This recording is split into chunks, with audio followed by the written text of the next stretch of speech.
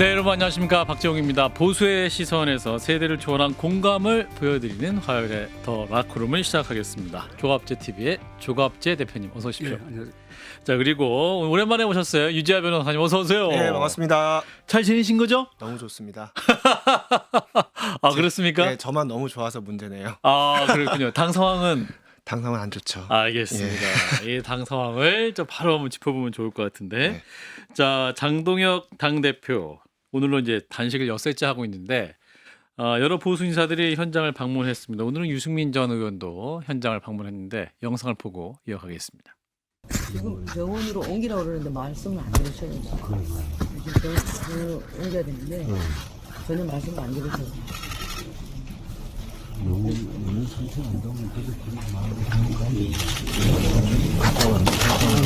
우리 대표께서 정말 건강을 해치지 않도록 잘 점검하고, 제가 너무 병원에 가는 거 고집 부리지 말라고 말씀을 드렸는데 좀 건강을 해치지 않고 다시 당의 중심으로 그렇게 역할을 다 해주셨으면 좋겠습니다.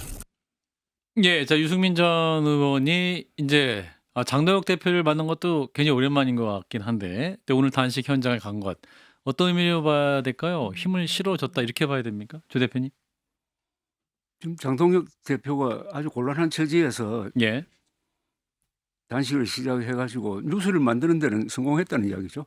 예, 그러니까 유승민 뭐 이런 분들이 와가지고 위로하는 차원인데, 이제 문제는 저게 단식하기는 쉬운데 그만두는 게 참 어렵거든요. 출구 전략. 그리고 신체적으로도 그렇고 지금 그렇죠. 상당히 고비인데, 예, 그러면은 뭘 얻어야 하느냐 하는 것은 역시 상특검을 관철시켜야 되는데, 예, 여기서 뭐 가능성도 있다고 봅니다, 저는. 근데 신천지 특검 같이 하자 이래버리면 되는 것 아닙니까? 통일교랑 신천지 같이 하자. 나는 그것도 괜찮은 방법이라고 생각해요. 그런데 지금 국민의힘의 본질적인 문제를 이걸로 해결할 수 있는 것 같지는 않고, 그리고 한동훈 전 대표 제명 여부는 아직 결정되지 않는 상태니까 뭐 현재 단계로는 뉴스를 만드는데 부분적으로 성공을 했다, 뭐 이렇게 좀 평가하고 싶습니다. 예, 예. 유지아 변호사. 일단 장동혁 대표 건강이 많이 걱정이 되는데요. 예. 이 단식이라는 게 본인을 상하게 하면서, 자기 건강을 상하게 하면서 하는 굉장히 결단의 한 가지 유형 아니겠습니까? 그렇죠. 그래서 이제 그거 자체로는 또 어떤 의미가 있냐면, 단식을 하면 일단 사람들이 많이 옵니다. 그게 도의적 차원에서든 정책 차원에서든 많이 오게 되는데, 예, 그래서 많은 분들이 찾아가는 것 같고요. 그리고 장동혁 대표의 단식 자체가 명분이 있습니다. 통일교 특검이라든가 공천 뇌물 특검과 같이 이제 국민들이 많은 의심을 가지고 있는 사건들에 대해서 파헤쳐야 되는데, 제대로 이제 그걸 민주당이 제대로 안 하고 있기 때문에 단식의 명분 자체는 있다. 하지만 지금 본인을 굉장히 상하게 하는 방식으로 하고 있어서 반드시 그게 어떤 가시적인 결과로 이어져야 할 텐데, 지금 이대로 가면은 과연 어떤 결과가 출구 전략으로 모색될 수 있을지 참 그게 좀 또 걱정이기도 합니다. 예. 예. 사실 이제 그 장동혁 대표의 그 단식 선언, 사실은 이제 그 한동훈 전 대표 제명으로 인한 부정적 여론을 희석하려고 하는 것이 아니냐, 뭐 이런 시각도 있긴 했었는데, 사실은 그 이후에 이제 박형준 시장, 오세훈 시장 등 보수 인사들이 많이 방문을 했고, 소장파 모임인 대안과 미래에도 이제 장동혁 대표 현장을 방문을 하면서 오히려 또 장동혁 대표 측에서는 보수가 결집되고 있다, 이런 반응이 나오고 있는 건 사실인 것 같아서 조 대표님 어떻게 보십니까? 지금 국민의힘이 처한 상황은, 예, 이거는 국민의힘을 이끌고 있는 당 지도부가 윤어게인 노선을 버리지 않고 그 행태로서는 극우화가 됐다 이거예요. 예, 그 표현이 한동훈 전 대표 제명 결정으로 나타났는데, 이런 엄청난 일종의 노선 투쟁, 예, 정체성의 혼란을 이런 뭐 단식으로 해결할 것 같지는 않아요. 그러니까 잠시 그 문제를 좀 미룰 수는 있겠지만, 단식은 미루었을 뿐. 어차피 한동훈 전 대표 제명하느냐 안 하느냐 결정해야 될 것 아닙니까? 예. 사실은 이제 제명 결정한 것도 한 26일인가요? 네, 그 정도. 그렇죠. 얼마 안 됐어요. 얼마 이제 날짜가 더 다가오긴 하고 있긴 한데. 네, 이제 재심 기간이 26일이 맞아요. 끝나기 때문에 이제 예. 그 다음부터 최고위일 열리면 의결할 수 있는 상황이 되는데요. 글쎄요, 그 지금 저는 장도혁 대표의 단식을 액면 그대로 그냥 저는 받아들이고 싶습니다. 네, 그리고 뭐 한동훈 대표가 얼마 전에 이제 단계 논란에 대해서 도의적 정책 사과를 했잖아요. 예. 그것도 그 있는 그대로 저는 받아들여야 된다고 생각해요. 이걸 자꾸 둘이 엮어가지고 예. 뒤죽박죽 혼란스럽게 하면은 오히려 본의가 더 왜곡될 수가 있다는 생각이 들고요. 지금 장동혁 대표 입장에서는 이게 이제 단식을 하면 아까도 말씀드렸지만 사람을 불러 모으는 효과가 있기 때문에 내부 결집 용도로는 저는 의미가 있을 수 있다고 보는데 예. 과연 지금 민주당이 움직이고 있느냐, 국민 여론이 장동혁 대표의 단식에 대해서 뭐 크게 이제 관심을 가지고 호응하고 있느냐, 여기서는 예. 좀 의문을 가지고 있어요. 왜냐하면 결과로 이어져야 되는데 예. 내부 결집만을 위해서 단식한다는 건 좀 말이 안 되지 않습니까? 그래서 저는 국민의힘이든 장동혁 대표든 한동훈 대표를 제명하는 방식으로 국민의힘이 일종의 자기 스스로를 상하게 하는 자의적 정치를 했단 말이에요.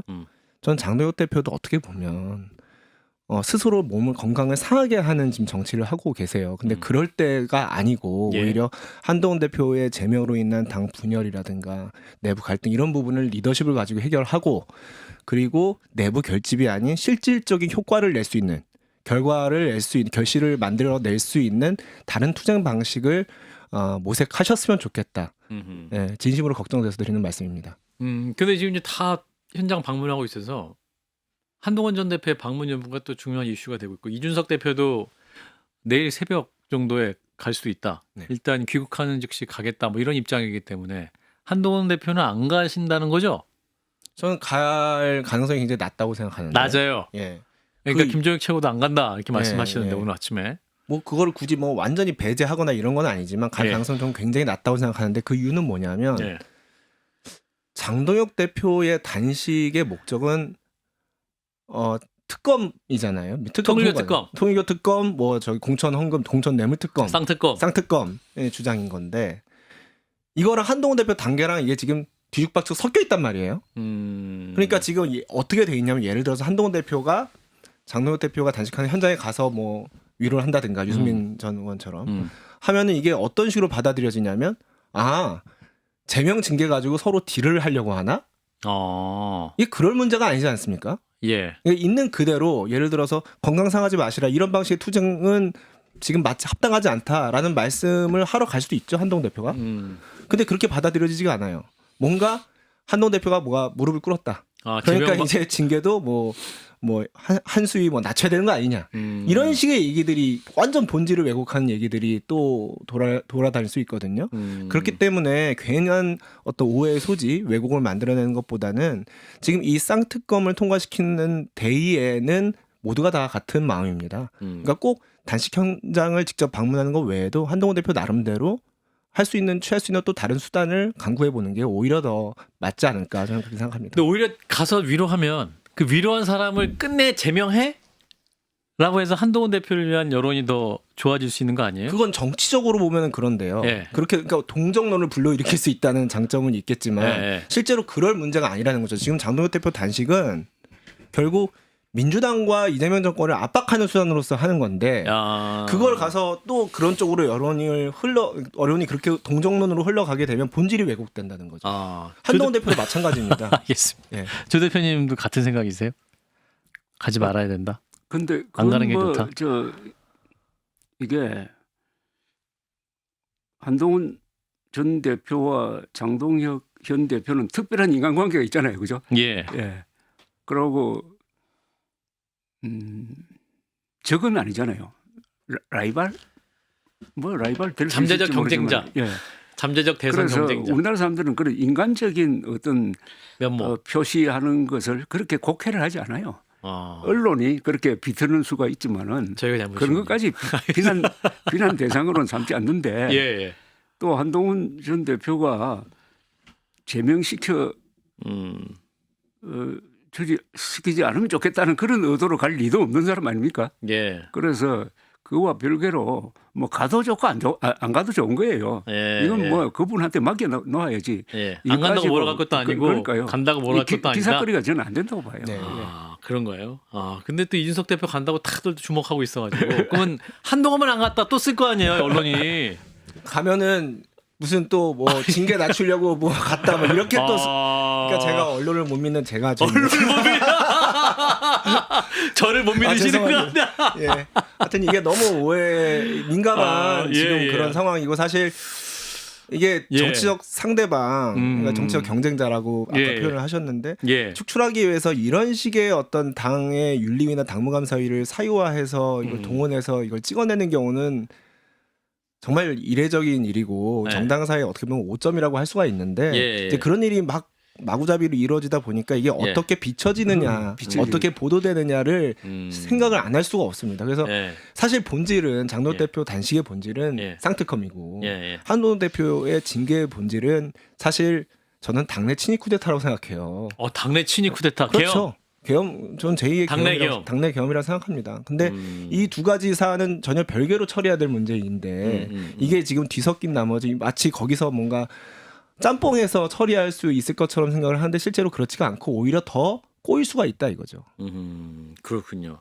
자, 그러면 장도혁 대표의 단식에 출구는 있는가? 이제 아까 우리 조 대표님도 그 부분을 우려해 주셨는데 장도혁 대표의 전략은 뭘까요? 출구가 있을까요? 그 신천지 특검 같이 하자는 거죠. 저도 동의합니다. 네, 그거 받아야 된다고 봐요. 그러니까 오늘 이제 재선 의원들이 이제 송원석 원내대표에게 신천지도 이제 오늘 굉장히 이슈가 또 언론 보도로 JTBC 보도에 많이 드러났기 때문에 같이 하면 좋지 않겠냐고 제안을 했는데 송원석 원내대표는 약간 난색을 표했다 이런 표정이거든요. 아무래도 국민에게 불리할 수 있으니까. 근데 받아야 된다. 그럼요. 저는 왜 받아야 되냐면 사실 신천지 특검이라는 거는 원래는 통일교 특검만 논의됐다가 물타기 형식으로 들어온 건 맞아요. 민주당이 물타기 형식으로 신천지를 섞은 건 맞습니다. 하지만 신천지 쪽으로 지금 나오는 어떤 보도들을 보면은 문제가 없는 것도 아니고 신천지 특검을 받는다고 해서 통일교 특검이 퇴색하는 것도 아니기 때문에 그리고 민주당이 지금 그걸 빌미로 공천뇌물 특검을 지금 거부하고 있지 않습니까? 그러니까 이 문제를 해소하려면 우리가 그냥 신천지 특검을 받고 대신에 뭐 강선우 의원, 김병기 의원 관련된 공천 헌금 특검도 합시다. 이렇게 역공을 해야 이게 민주당도 압박을 받고 이게 사안이 풀려가는 거고 예. 장도혁 대표도 출구가 모색이 되는 건데 아하. 지금 신천지 하나 안 받겠다고 계속 거기서 이게 막히니까 그 다음으로 넘어가지가 않지 않습니까? 근데 그렇게 되면은 장도혁 대표는 몸이 계속 상하는 거예요. 그래서 오히려 장도혁 대표를 위해서라도 신천지 받고 단식 풀으시라. 풀으시고 그리고 신천지 받고 공천뇌물 특검 가고 그게 될까요? 필요합니다. 저는 그게 가능성이 있다고 보는데요. 그렇게 하면은 민주당이 예. 상당히 코너에 몰릴 것 같아요. 네. 이준석 대표 입장도 그럼 중요할 것 같은데 이준석 대표는 통일 특검 함께 주장하고 있는 분위기도 한데 일단 현재까지는 개혁신당 입장은 왜 신천지까지 함께 넣으려고 하니 희석된다 이런 입장이긴 한데 추가 나온 의혹이 있기 때문에 신천지도 함께 받자 개혁신당도 거부할 명분은 좀 적어질 것이다. 저는 오히려 개혁신당이 예. 이준석 대표가 그걸 주도해 나갈 수도 있다. 그러니까 오히려 조만간 다시 현장을 방문한다고 하지 않습니까? 이제 비행기 안에 있을 텐데 지금. 예, 근데 비행기 안에서 고심을 많이 하겠죠. 고심을 하다가 무릎을 탁 칠 거예요. 가자. 신천지 특검 받고 예. 이거 해결하자. 그렇게 되면은 예. 지금 이제 국회의사당에서 벌어지고 있는 이 단식 투쟁의 출구 전략도 마련이 될 뿐만 아니라 국민의힘과 개혁신당이 지금 이 문제로 지금 계속 연대 움직임을 보이고 있었지 않습니까? 근데 오히려 그거를 강하게 민주당을 압박하는 방향으로 끌어갈 수가 있어요. 그 판을 그렇게 끌어갈 수 있는 판이 뻔히 보이는데 이준석 대표가 마다할까요? 그래서 저는 이준석 대표가 충분히 전격적으로 그렇게 합시다 제안을 할 수 있다고 생각합니다. 현장에 오자마자 같이 받읍시다. 네. 자, 그런데 지금 이제 신천지 관련해서 나오는 JTBC 보도를 보면 되게 좀 심각해요. 암호명은 필라테스. 자극적입니다. 필라테스. 조 대표님 필라테스 아시죠? 아까 유저 변호사한테 설명을 들었어요. 밖에 대기실에서 제가 설명해 드렸습니다. 뭐라고 설명했어요? 필라테스 운동이다? 운동이다. 운동이다. 운동이다. 이게 요가 비슷한데 그렇지, 근력을 그렇지. 강화하는 운동이다. 예, 필라테스는 암호명 하에 조직적으로 국민의힘 당원에 가입했다. 2011년 이래로 한 5만 명이 가입했다. 신천지 내부자 증언이 나왔다는 거죠. 그걸 또 경찰 합수본에 가서 얘기를 했다는 건데 그럼 이게 뭐랄까요? 이 관련 수사도 굉장히 커질 수 있을 것 같고 이게 또 밝혀지면 국민의힘은 더욱더 좀 어려워지는 상황 아닙니까? 조 대표님 어떻게 보시는지. 제가 농담 하나 할까요? 아, 2개 하셔도 됩니다. 2012년에 예. 2012년 총선을 앞두고 예. 2011년에 박근혜 씨가 비대위원장 돼가지고 예. 당명을 바꿨죠. 예, 국민의힘. 아니죠. 아니죠. 새누리당. 그 한나라당에서 새누리당으로 바꿨어요. 그리고 당색을 빨간색으로 바꿨어요. 예, 예, 예. 그때 제가 쓴 글이 하나 있어요. 아. 이거 장명 잘못했다고. 아하. 새누리당을 한자로 번역하면은 신천지당이 됩니다. 네. 그렇죠. 그렇습니다. 누리가 천지. 세계란 뜻이니까. 그리고 당색은 이건 빨간 거는 어느 나라 가든지 좌파 정당이거든요. 그래서 새누리당으로는 오래 못 간다고 좀 악담을 한 적이 있는데 하필 이게 신천지하고 엮여가지고 그 이후로 또 들어왔다는 거 아니에요? 그러니까요. 그러니까 제가 항상 주장하는 게 하나 있어요. 이름 잘못 지으면은 야, 망합니다. 정교일치. 이름은 정체성입니다. 예. 국민의힘도 결국 국민의힘이란 정당이 2003년에 정청래 씨가 만든 생활 네트워크 국민의힘이란 단체에서 국민의힘을 따왔잖아요. 아. 도용한 거거든요. 예. 그래 이 이름으로 오래 못 간다는 거죠. 아. 그러니까 지금 당명 새로 만든다고 그러는데 예, 예. 저는 우선 장동혁 대표는 당명을 새로 만들 자격이 없어요. 그걸 만들 수 있는 사람은 당 정체성을 확립한 사람이라 해야지. 당 정체성을 지금 바꾸려고 하는 사람이 당명을 만든다면 또 아주 조롱거리 당명을 만들 가능성이 굉장히 많아요. 예, 뭐 지금 이제 공모를 하고 있는 것 같기는 한데, 자 이게 신천지까지 들어가면 이거 이제 국민의 좀 더 위태로워지는 거 아니냐 이런 생각도 들어서 그렇기 때문에 이 교착 상태에 빠진 상황을 돌파를 하려면 무조건 가야 된다. 신천지 특검을 받고 아하. 역공으로 전환을 해야 된다 이겁니다. 아하. 이 신천지 특검을 지금 자꾸 이렇게 보도가 나오고 있는데 이걸 예. 안 받을 도리가 있습니까? 국민들이 보시기에 아 뭐가 국민의힘이 캥기는 거 있는 거 아니야? 이렇게 보실 거잖아요. 신천지 보호하는 거 아니야? 그렇게까지 보이면은 정말 이거는 난감한 거거든요. 네, 예. 그렇기 때문에 물론 원칙적으로 뭐 송원석 원내대표도 아마 그렇게 생각하실 것 같은데 이게 통일교 특검으로 맨 처음에 논의가 됐다가 갑자기 난데없이 신천지가 끼어든 건 맞고 그게 물타기 어떤 의도가 있다는 것도 충분히 짐작이 되지만 굳이 신천지를 꼭 분리해야만 특검을 할 수 있는 건 아니잖아요. 예, 예. 그래서 그냥 대승적으로 우리가 받고 저 정치 전략상으로도 충분히 신천지 특검을 함께 받아 안고 역공으로 우리가 전환할 수가 있다.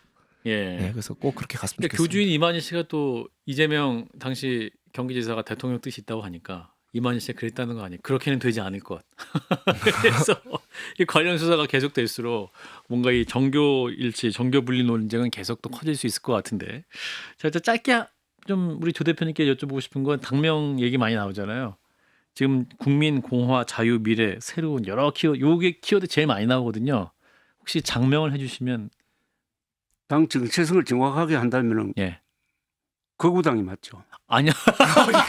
아니, 또 하나 더 솔직하게 만약에 솔직하게 현재 그렇죠. 상황을 하면 그다음에 부정선거당이라고 해야 돼요. 현 지도 체제 그렇죠. 하면 구당. 당 정체성을 정확하게 하면 지금 저 윤어게인 세력과 부정선거 음모론 세력 및 그 비호 세력이 당권을 잡았잖아요. 예. 아픈 얘기입니다.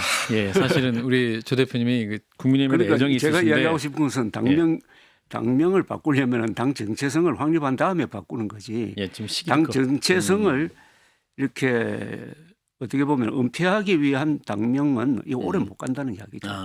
정직한 당명이라 해야 됩니다. 예. 그리고 또 하나 당명 잘못 지어가지고 망한 당이 있었죠. 열린 우리당이 있었잖아요. 노무현 예. 정권이 망한 거. 그때 뭐라고 했습니까? 열린 우리당이라는 걸 읽을 때마다 기분이 나쁜 거예요. 우리 당이 아닌데 우리 당이라고 일토록 강제를 하지 않습니까? 그러니까 거기에 대해서 사람들이 일종의 자위적 조치로 그럼 발음 정확하게 하자. 열린 우리당이라고 하자. 우리가 열렸다. 짐승이 바깥으로 다 튀어나왔다. 우리 열린 우리당. KG. 그래서 열린 우리당이라고 했다고. 그런데 이게 결국 그렇게 되어버렸습니다. 2007년 가면 이 당이 그냥 우리가 열려가지고 튀어나오듯이 해가지고 당이 그냥 해체돼 버렸잖아요. 이름의 중요성을 다시 한번. 그렇네요. 예. 이 알맹이와 껍데기가 서로 잘 들어맞아야 그 이름이 의미가 있고 오래 갖는다는 말씀인 것 같은데 예. 위장 폐업, 신장 개업 성공한 예가 별로 없어요. 그렇네요. 아. 그렇다면 지금 어떻게 보면 지금 국민의힘은 당면 개정하기가 적절한 시점은 아닐 수도 있겠습니다. 그렇군요. 지금 본질은 안 바뀌었는데 이름만 바꾼다. 위장 폐업이다. 라는 말씀까지 들었고요.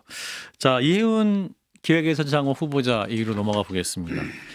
인사청문회는 이제 당초 어제 월요일 날 있을 것이다 19일. 그래서 굉장히 많이 언론도 주목을 했고 아마 여야 의원들 모두 준비를 열심히 한 것 같은데 이제 경과 보고서 채택 시간이 내일까지입니다. 일단 영상을 보고 말씀 이어갑니다.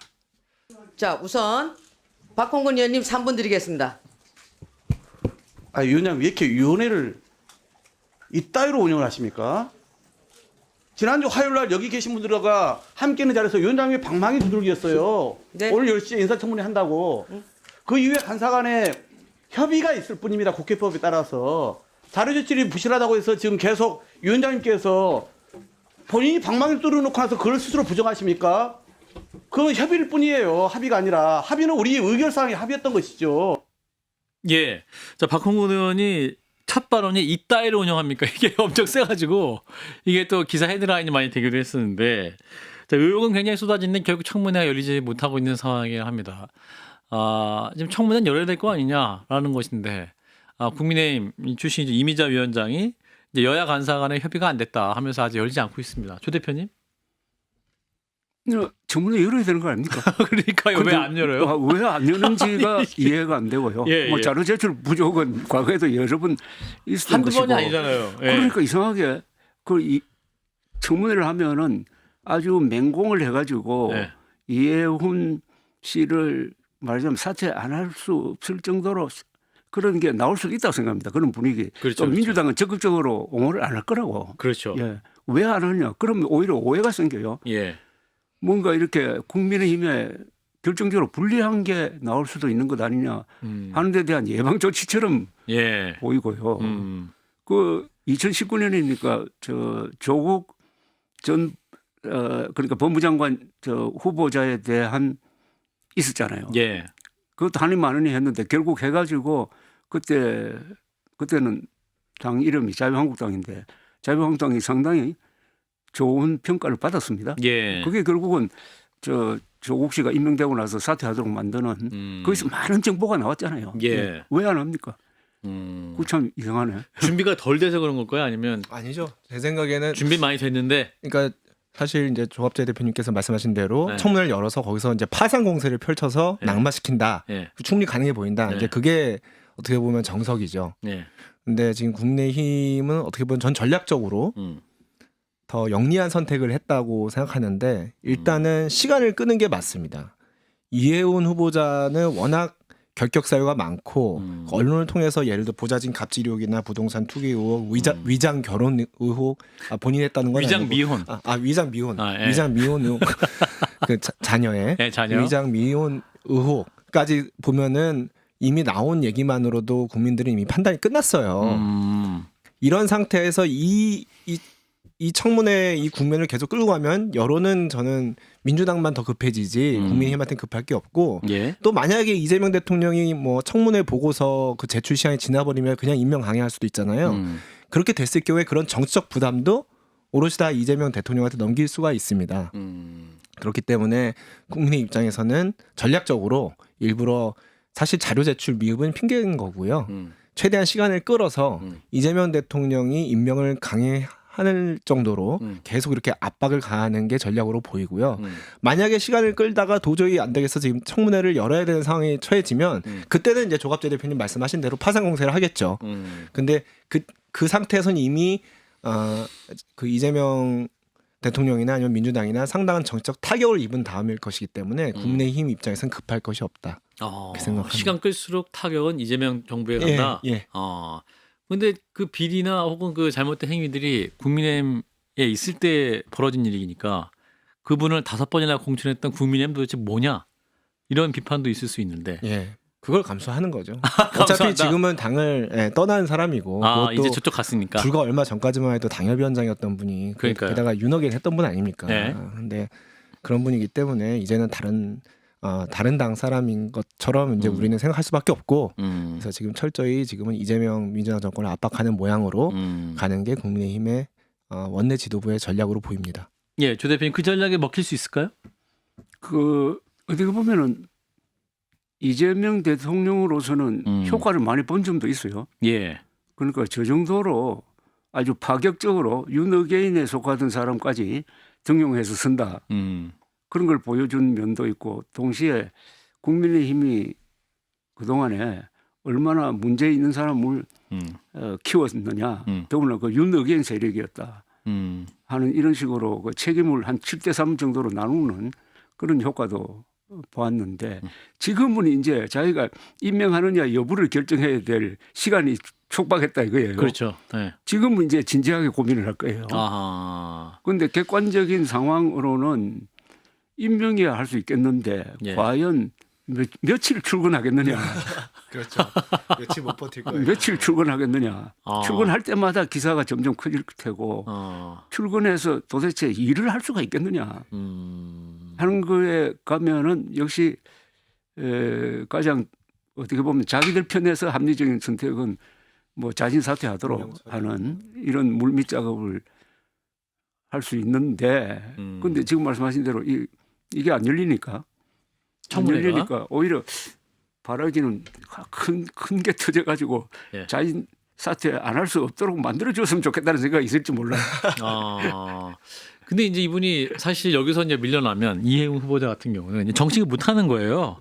사실은 국민의힘 떠나갖고 이제 민주당 신청을 안 했고 이제 이재명 정부 일하겠다고 했기 때문에 이분 입장에서 갈 곳도 없으니까 여기서 끝장을 봐야 되는 건데 그래서 이재명 대통령도 오늘 이제 그 수보회의에서 보면 국무회의에서 보면 이제 청문회 기회는 줘야 되지 않게 어렵게 모셨는데 이렇게 말을 하더군요. 요 심리는 뭡니까? 책임 분산이죠. 책임 분산? 그러니까 아까도 제가 말씀드렸지만 청문회를 해야 거기서 국민의힘의 공격이 있고 민주당이 이제 방어를 해봤자 얼마나 방어를 할 수 있겠습니까? 그럴 의지도 그렇게 크지 않을 거고 그러다 예. 보면 이제 어떻게 보면 이재명 대통령은 임명권자로서 국민과 함께 나도 함께 봤는데 도저히 안 되겠네. 이런 어떤 얘기를 할 수 있을 정도로 청문회에서 뭔가 난타가 있어야 돼요. 그걸 기다려야 돼요. 예. 그거 없이 본인이 청문회도 안 열었는데 본인이 갑자기 임명 철회를 하거나 자진 사퇴시켜버리면 그러면 애초에 왜 후보자로 지명을 했다는 또 그냥. 그런 공격을 받을 수 있거든요. 그러니까 이재명 대통령 입장에서는 청문회를 빨리 열어줬으면 할 겁니다. 그렇군요. 일단 어쨌든 언젠간 청문회가 있을 것 같긴 합니다. 근데 이제 추가적으로 나오는 게 천하람 의원이 이제 계속 그 비망록 얘기를 해주고 있는데 이제 종교인에게 다른 의원들 낙선 기도 명단을 전달했다는 거 아니에요. 그러니까 이분들이 낙선할 수 있도록 기도해달라. 그리고 거기 이제 경찰 수사를 검찰에 청탁해서 무마시키려는 시도가 있었다. 뭐 이런 내용도 있는데 실제로 그 낙선 기도 대상이었던 분들의 이름이 나오기 시작했습니다. 물론 국민의힘만 있는 건 아니고 민주당 진영에서는 진선미, 남윤인순, 표창원 당시 의원 등이 적혀 있었고 친박계 실세로 꼽히는 중진들 윤상현, 권영세, 김태흠, 현 충남지사 이런 분들 이름이 있었다는 거죠. 이거 조 대표님 어떻게 들으셨어요? 자, 이게 사실이라는 걸 전제로 해가지고 예, 그렇게 얘기했죠. 이야기를 해야 될지 예. 이거 내가 확인하는 게 아니라서 말이죠. 천하람 의원이 변호사 출신이기 때문에 또 확인 비망록을 근거로 해서 말을 했을 것 같긴 여기에 한데. 제일 끔찍한 게 이제 예. 목사님 등장하는 건데 예. 더구나 낙선 기도를 하는 목사님이 있을 수 있을까요? 명단을 받았고 실제로 이분이 했는지 모르겠습니다. 그렇지. 예. 그러니까 이제 철없는 신자가 요구를 했다. 그래서 그냥 이런 기도까지 요청을 하는군요. 알겠습니다. 좀 그런데 하셨을 하여튼 텐데. 이혜원 전 의원은 예. 아주 권력욕이 강하다는 것은 예. 아주 놀라울 정도입니다. 그죠? 그렇죠. 예. 그러니까 권력을 위해서는 노선을 가리지 않는 그런 권력욕에다가 만약 이 목사님이 등장했다 하면은 지금 우리나라 이 개신교 위기를 보여주는 건데 개신교가 지난 한 150년 동안 대한민국의 근대화, 독립운동, 건국, 산업화, 민주화에서 아주 중요한 역할을 했지 않습니까? 예. 그런데 최근에 와가지고 개신교가 이 정치와 이렇게 손잡고 거기에 또 부정선거 음모론까지 들어와가지고 큰 교회 목사가 정치화되고 또는 부정성 음모론을 퍼뜨리는 그런 식으로 하면서 개신교에 큰 위기가 왔어요. 예. 어떤 목사님이 설교하면서 이러더라고요. 우리 개신교가 얼굴을 들 수 없게 된 게 교회와 교인들이 무례하게 보입니다. 이러더라고. 교회와 교인들이 다른 사람들로부터 무례하게 보입니다. 그런 것의 한 단면이 여기 이해운 비망록에 등장한 것 아니냐 하는 그런 생각을 해봅니다. 그래서 지금 통일교, 신천지 이게 다 정교 유착 분리의 원칙을 위배했다 해가지고 지금 수사가 들어가고 맞습니다. 있다고요. 예.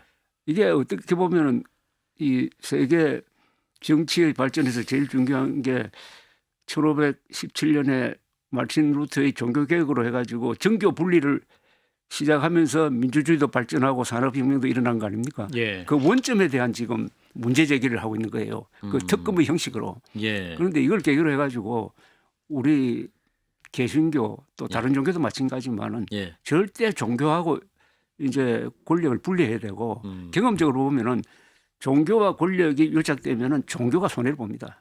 아무래도 권력이 강해요. 종교보다는. 아 그런가요?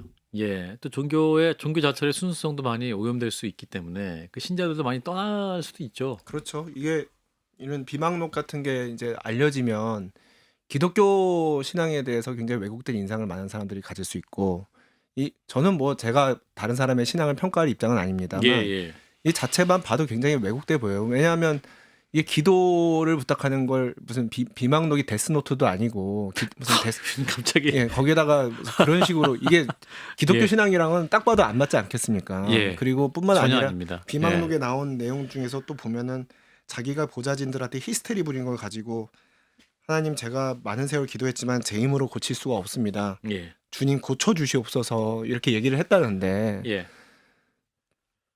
이것도 굉장히 무책임하고 사실은 그건 나중에 고쳐지지 않으면 하나님 탓을 할 건가요? 이게 굉장히 왜곡된 신앙으로 보여져요.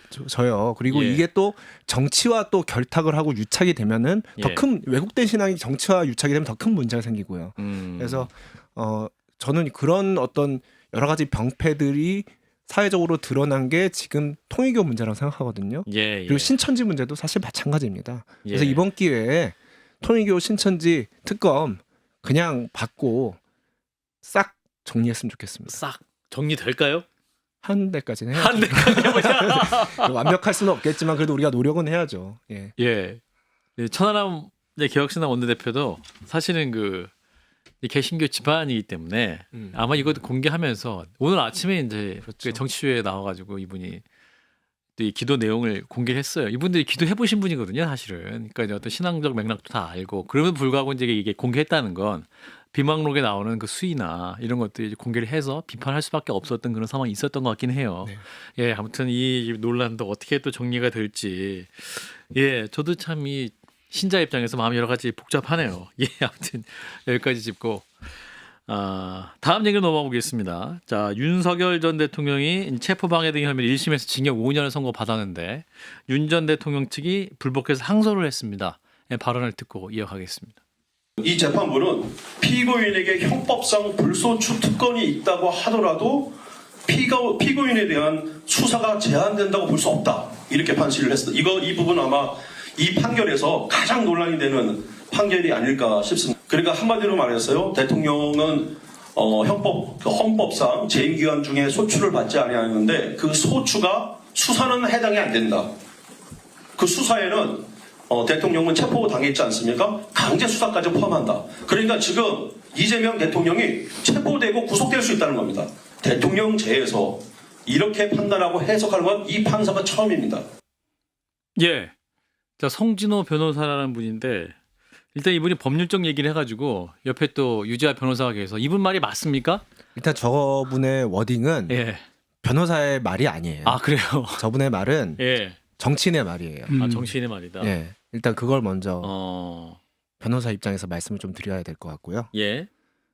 실제로 공수처의 그 수사권, 내란죄에 대한 수사권이 공수처에게 있느냐 이 문제는 저도 예전에 한판수구 나와서 몇 번 말씀을 드렸습니다만 예, 기억납니다. 논란이 있어요. 예. 논란이 있고 그거를 말끔하게 해소하기 위해서 경찰이 수사를 하거나 아니면 별도의 특검을 뭐 하거나 뭐 이제 그게 수사권 문제는 해소할 수 있는 방법이었는데 법 해석상으로 얼마든지 이제 풀어갈 수 있는 문제고 결국 이제 직권남용으로 수사를 개시한 다음에 직접 관련성 있는 내란죄 수사로 하는 거잖아요. 예. 그게 그래서 이제 넘어갈 수 있는 건데 법 형식적으로는 이의를 제기할 수 있을지 모르겠습니다. 실체적으로는 충분히 그런 해석도 가능해요.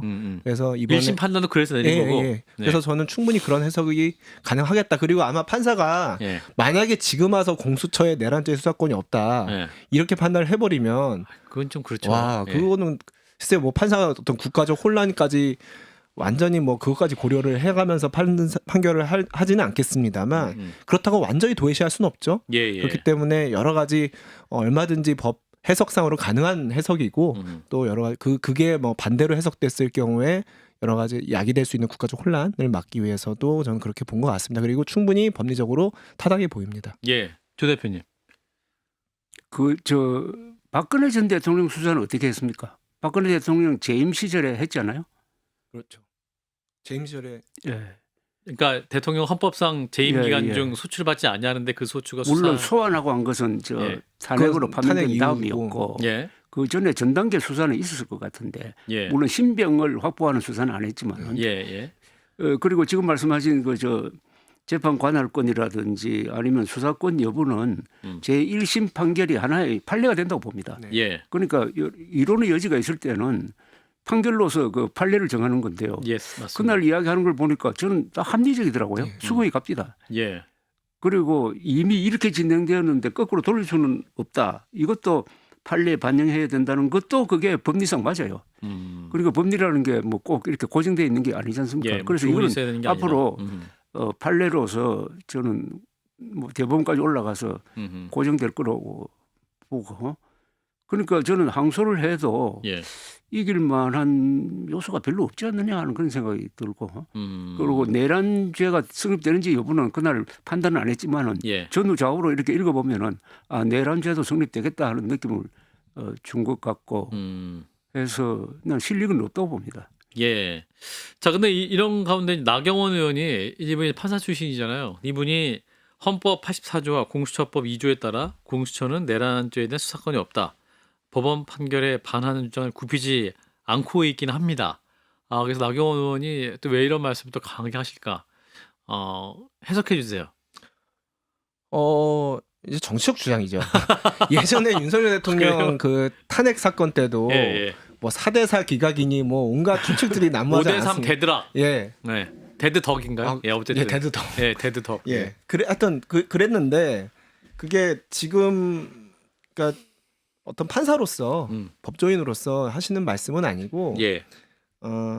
법리에 익숙한 정치인으로서 하시는 말씀으로 이해하고 있고요. 그리고 이 말씀에 뭐 완전히 뭐 이렇게 어불성설이고 허무맹랑한 얘기를 하시는 것도 아니에요. 왜냐하면 이제 공수처 수사권 문제는 조갑재 대표님 방금 말씀하셨다시피 1심 판결이 처음 나오긴 했지만 아직 예. 대법원 확정 판결까지 나온 상태는 아니기 때문에 예. 이게 판례로 정립되지 않은 상황이어서 법리적 논쟁은 가능합니다. 다만 지금 나경원 의원이 하시는 이 주장은 법리적으로 논쟁하자는 게 아니고 정치적 주장인 거잖아요. 어떤 정치적 목적입니까? 그냥 지금 우리가 이제 우리 국민을 비롯한 보수 진영이 뭔가 이제 부당한 재판을 내란 받고 있다? 몰이를 당하고 있다. 아하. 그게 이제 삼특검을 비롯해서 부당한 내란 몰이 내지는 정치적인 어떤 공격을 받고 있다라는 것을 강화하기 위한 그런 방어적 차원에서 하시는 정치적 표현 아닌가 저는 그렇게 이해하고 있습니다. 서울시장 출마도 예상하고 있잖아요, 이분이. 정치적 표현이니까 예. 얼마든지 이제 본인이 이런 주장을 함으로써 그 주장에 플러스. 그 동의할 만한 수긍할 만한 강성 지지층들에게 호소하기 위한 목적도 더불어 있다. 있겠죠. 조 대표님. 저는 나경원 의원의 이 말보다 제일 경악했던 것은 예. 국민의힘이 논평을 하지 않은 것 사실입니다. 이런 문제에 대해서 논평하지 않았다는 것은 판결에 불만이 있다는 이야기예요. 예.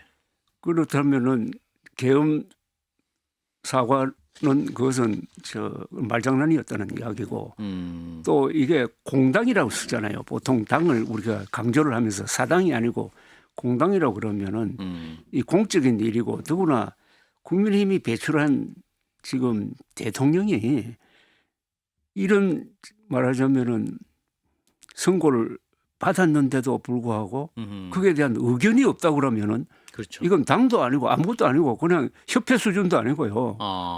이건 존재가 없는 거예요. 본인들에 속했던 대통령이었으니까. 그러니까 그게 무슨 말은 아니 불만이 있다는 이야기 해도 돼요. 그렇죠. 법리상 이런 건 문제 있으니까 앞으로 2심에 가서 바로 잡혀주기를 바란다. 왜 그 이야기를 왜 못합니까? 그런데 말 안 하는 게 최악의 선택이에요. 아하. 그러니까 이런 당은 사실은 문외 정당이라는 건 아닙니까? 뇌가 없 뇌가 없는 정당 아닙니까? 뇌가 없는 정당. 와. 아니 근데 제가 기자니까 기자를 비교하면 어떤 큰 사건이 터졌다 그럽시다. 예.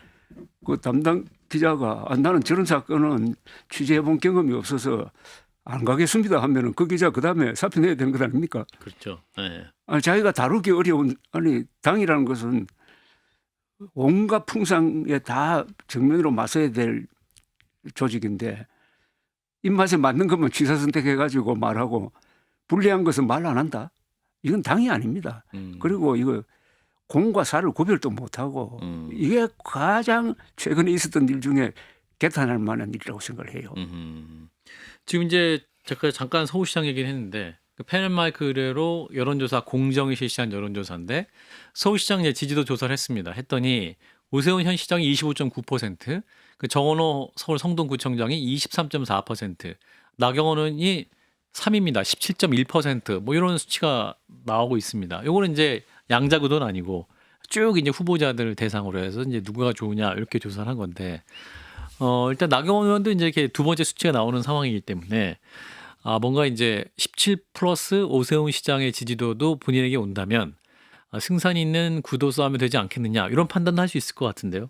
예, 그렇죠. 이게 왜냐하면 오세훈 시장이 서울시장 후보가 되든 네. 나경원 의원이 서울시장 후보가 되든 일단 국민의힘에서 고정적으로 지지해주는 편을 올 거 아니겠습니까? 그렇죠. 근데 생각보다 나경원 의원이 현직 시장이 오세훈 시장임에도 불구하고 꽤 근소하게 예. 지금 저 여론조사에 의하면 3위 3위권 안에서 따라붙고 있기 때문에 예. 전 나경원 입장에서 이제 반가운 여론조사고 해볼 만한 게임이다 예. 이렇게 판단하실 가능성이 높을 것 같아요. 예. 하겠죠?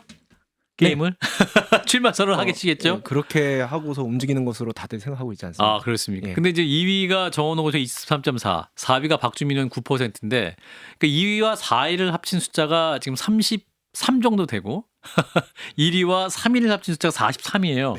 그러면 국민의힘 1등, 3위 후보가 민주당 2위, 4위 후보보다 많거든요.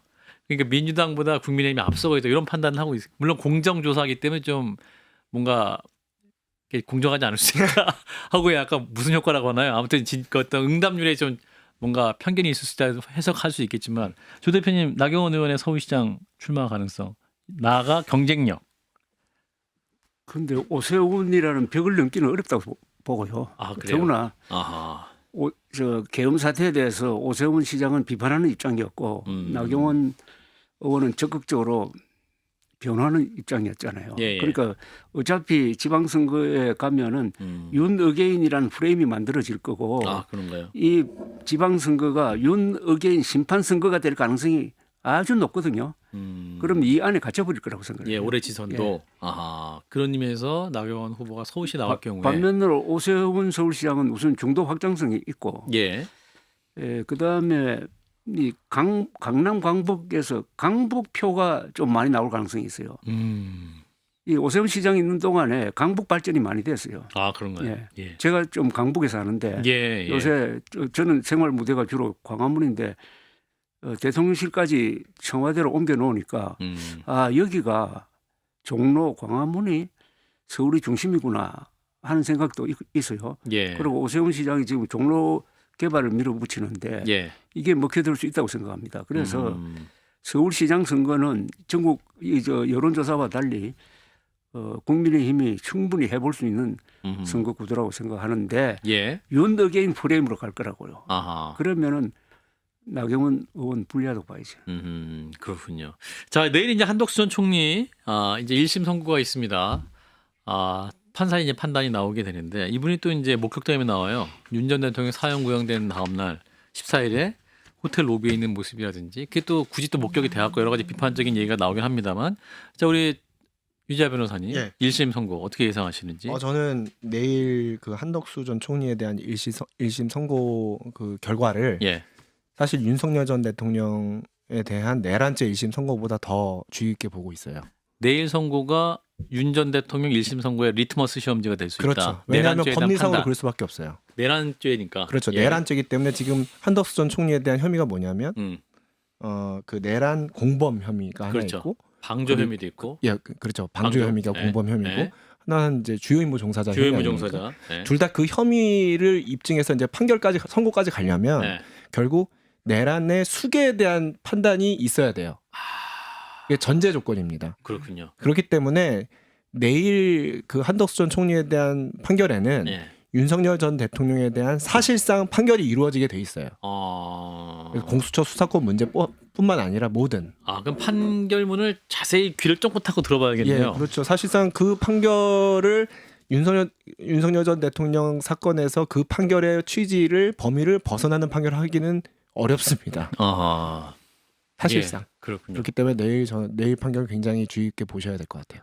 이진관 부장판사죠? 네. 그 특검에서 15년 구형했었나요? 15년 맞죠, 그죠? 15년 구형인데 조 대표님 어떻게 예상하십니까? 15년 구형. 결과. 15년 구형과 한덕수 전 총리가 당시 했던 행동 사이에는 상당히 좀 이 격차가 있는 것 같아요. 그런가요? 말하자면 저분이 쉽게 비법률적으로 요약을 하면은 그날 밤에 몸을 던져서 적극적으로 안 막았다는 거거든요. 예, 그렇죠. 적극적으로 안 막은 것은 도덕적으로 정치적으로 비난받을 만하지만 그게 형사 사건으로 가서 예. 그 보통 죄도 아니고 내란죄 공범으로까지 엮을 수 있느냐 하는 데 있어서는 실체적 사실에 대한 것과 법과의 괴리가 있어요. 그러나 이분이 국무총리만이 그걸 막을 수 있었다는 거 아닙니까? 그죠? 예. 구형 논거의 핵심이. 예. 이분만이 막을 수 있었던 거예요. 그 부분도 연세라든지 윤석열 대통령이 그분을 대하는 좀 어렵게 대했던 거기에 비하면 행동이 너무나 유순한 것처럼 보였고 특히 이번에 CCTV 영상이 공개됐고 그러니까 이분이 걸어왔던 참 대통령만 빼고는 안 한 직책이 없는데 주미대사 됐고 그렇죠. 국무총리도 2번이나 했고 오블리제라는 그 원칙 높은 절에 올라갈수록 그 의무는 더 강해진다는 그 원칙에 반하는 행동을 한 건 분명해요. 예. 요 경계선에서 내일 어떤 판결이 나오느냐 하는 것인데 지금 류 변호사님 말씀대로 윤석열 대통령한테 상당히 불리할 거로 봅니다. 예. 내가 또 생중계가 된다고 하니까 그 1심 판단 어떻게 나오는지 그 부분도 지켜봐야 될 것 같습니다. 자, 오늘 오랜만에 와주신 위 변호사님 감사드리고요. 조 대표님도 고맙습니다. 감사합니다.